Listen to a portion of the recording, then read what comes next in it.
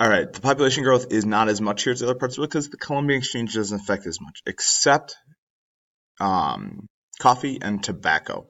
Now, they are going to use whatever they had for their extras. I mean, they were conquesting empires here, so they're going to use that to finance the army. They do have corn, potatoes, and tomatoes do find their way into their diets, especially potatoes into southern India and tomatoes into the Ottomans. They're going to use corn for animal feed, but I'd say the biggest one by far is definitely coffee and tobacco, the biggest two. Tobacco, and this is both mainly with the Ottomans. They use tobacco for medical purposes, and what also comes about is these coffee houses, especially with the Ottomans. Basically, picture a modern day Starbucks, but with a bar atmosphere. Okay.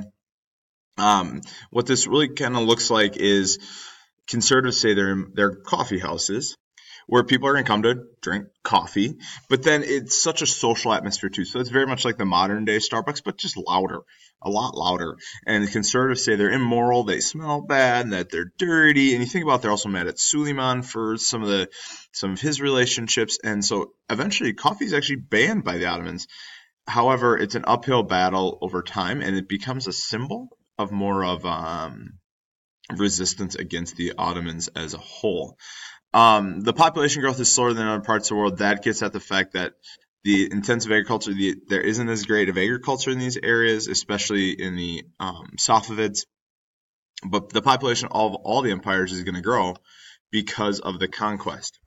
They're also going to be trading with, and that's how they get gunpowder, with all the European powers. You can see there the East, or the English East India Company, the French East India Company, and then the Dutch VOC.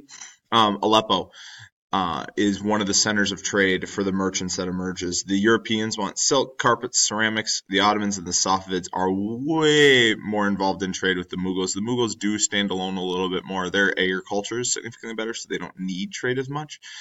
But the Ottomans and the Safavids are definitely big time trading. And where are they trading? They are trading in the cities that have been rebuilt. Istanbul has been rebuilt primarily by Suleiman.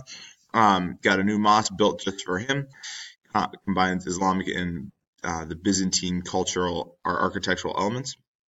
Isfahan is a Persian city that gets built with huge markets and palaces and royal mosques and polo fields, and they're big and broad, and they have a lot of shade. One thing you're going to find with Islamic cities, a characteristic of all of them, they're going to have big open spaces, but then a lot of shade, kind of like you see here. Why the shade? It's sunny. It's really hot. They're in the Middle East, so it's a practical matter.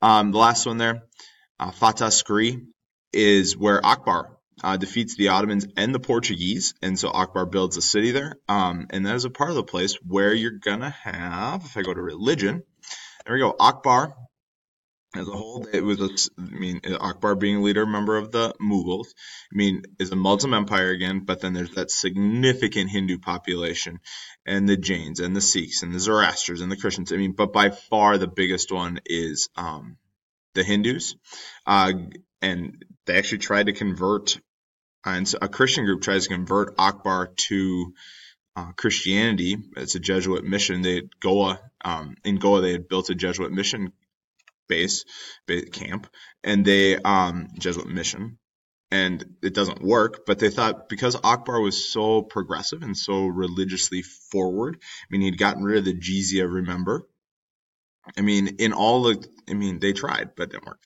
In all cases, minorities are tolerated to pay tax to jizya. That stays true throughout. And then minorities as a whole throughout the Ottoman Empire. So there should have been an O here. I will add that now. They have these little communities that you have personal freedom, you keep your property, you keep your religious freedom, you still pay the jizya, you handle your own affairs. And remember, under Suleiman, you have a direct link back to Suleiman. You can go talk to him at any point to try to work out differences and to make sure that your community was being tolerated. So, one thing you should realize here is that, first of all, the Safavids, yes, they have all these different groups, but in the end, they're going to kick most of them out, and it's going to be Shia Islam. The Mughals go through differing times of how much they tolerate other religions. Akbar tolerates them a lot. Aurangzeb doesn't tolerate them much. And so you have just differing looks at how they do things. The Ottomans are pretty tolerant of them. All three communities make people pay taxes, if you